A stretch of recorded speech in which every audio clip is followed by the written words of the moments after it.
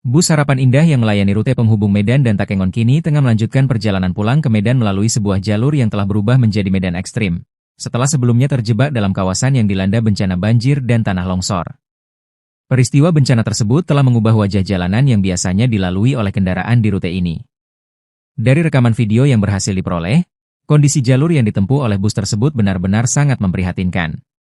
Permukaan jalan yang dulunya rata dan terawat kini tertutupi oleh lapisan lumpur lebat yang menebal di setiap bagian, disertai genangan air yang membentang luas dan menyembunyikan kondisi dasar jalan yang tidak terlihat jelas. Di sekeliling jalur, lereng pegunungan yang biasanya ditutupi vegetasi hijau kini tampak tandus dan kosong akibat material tanah dan pohon yang tergerus oleh longsor. Sebagai kendaraan besar dengan dimensi dan bobot yang signifikan, bus ini menghadapi tantangan berat saat melewati medan yang licin, penuh dengan batu-batu besar yang tersebar, serta permukaan jalan yang sangat tidak rata.